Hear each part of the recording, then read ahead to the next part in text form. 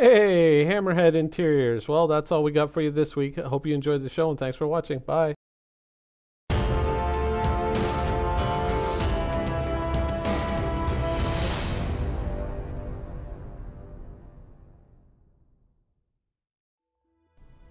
Just kidding, just kidding.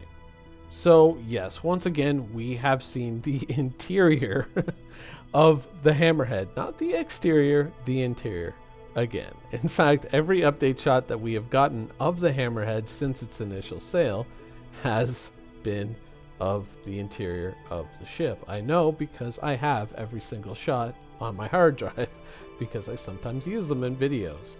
And I would love to have an exterior shot if you don't mind. Please. Anything. But one of the things that kind of came to mind while I was watching that is there's a bit of an elephant in the room with the Hammerhead. It seems to be progressing well. Hopefully it's going to make its Citizen Con date, but I don't think it's going to miss. Definitely think the pressure is on to get this one done. But there is an issue with the Hammerhead, and that is 50% of the cockpit view is missing. For the longest time we've been talking about being able to see downwards, specifically when we're talking about the Cutlass, and the Hammerhead in that area is a complete it's a complete opposite. You can totally see downwards. You have an unparalleled downward view. The problem is you can't see up. Now, earlier in the summer, this image appeared on Reddit. This was posted by a user who asked, had they made changes to the Hammerhead? Now, if you can't see it right now, let me magnify it for you. And there it is, a wide open bridge on the top of the ship. And so they were saying, well, did they make changes to the Hammerhead? And oddly enough, they had another image to support that. Once again, here's another image of the Hammerhead with a bridge up on top of the ship, minus the turret there.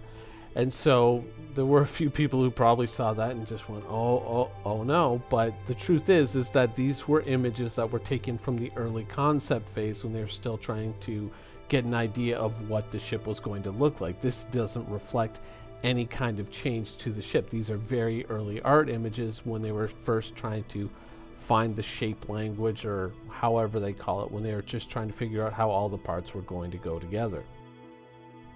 Now, if you think about a situation like taking off from Levski, not that the Hammerhead I think would really fit in Levski, but if you were to try and take off from inside of Levski in a Hammerhead, you got a radio to get the door open, and then is the door open? I don't know. I can't see because I look up, all I see are the panels, right?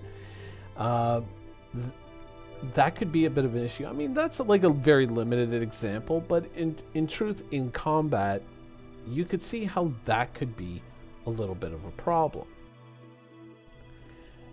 Now, when you think of a ship like the Defender, a ship that I skewered for its, for its cockpit view, how can you do that but then give the Hammerhead a free pass? That's a bit of hypocrisy there.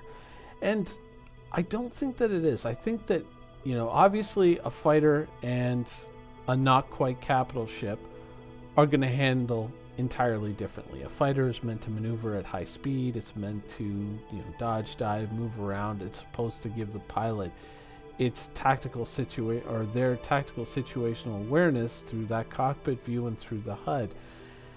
Whereas with the Hammerhead, I think it's more going to be a game of clever positioning, knowing where you are orientated relative to your enemy and being able to effectively maneuver yourself into the correct position. There is going to be some speed involved. It's supposed to be a fast ship, but I don't think it's going to be quite dodging and diving through asteroids, though that would be an interesting thing to try with this ship, and we'll see. But I think that with a ship like the Hammerhead, what we're seeing is the possibility here that with that clear, wide open cockpit view is that you could kind of overlay a UI there. And you could enhance a pilot's situational awareness either by having kind of like almost a mini map, a very low res, almost monochromatic polygon map of the area around you or the ships around you. Certainly when you look in your upper right in any ship right now, whatever target you have locked, you have a very, low res model of that ship orientated how it is relative to you. Having something like that front and center, something that you can turn on and turn off, would certainly help the situation. It's going to be very interesting when the Hammerhead arrives to see how that evolves, because I think that while the ship is definitely there, I think the user interface and whatever situational awareness aids that you're going to get are not there yet, and it's going to be very interesting to see how this develops and to see what people say about it when they're flying it, because depending on how it handles, depending on how fast it goes, it might be a situation of, well, you can just rotate the ship on its central axis and now you can see that way, and then you can turn it the other way, but then again that can be inconvenient. So this is going to be definitely an interesting situation to watch with the Hammerhead once it gets out there and into the wild. It's going to be interesting to see how this all plays out, because obviously at this point CIG is 100% committed to this design, and I doubt you're going to see them go, well, that didn't work, page 1 rewrite. I don't think that's something that's going to happen, but possibly with UI changes or enhancements, it could be something that could be mitigated or eliminated with the right tools. But I guess we'll just have to wait and see how this one shakes out. So in the end, I think I'm going to be eager to see. I mean, certainly there are going to be pilots who are going to be, in the Evocati, who are going to get early access to this. I'd be very interested to hear from them what they think of the cockpit view of the ship. Is it an encumbrance, or is it is it an overblown issue? Is it not an issue at all? Depending on how the ship handles, it's going to be very interesting to see what they have to say. Obviously no pictures or no videos, because I wouldn't want you to break your NDA, but if you can let us know how it handles and what it's like to fly it, that would definitely be much appreciated.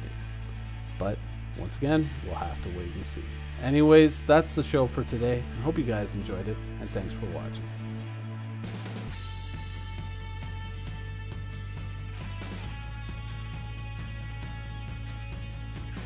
Thank you for watching. So if you want to keep up with the latest and greatest in Star Citizen and Squadron 42's development, please follow us on our social media channels. See you soon.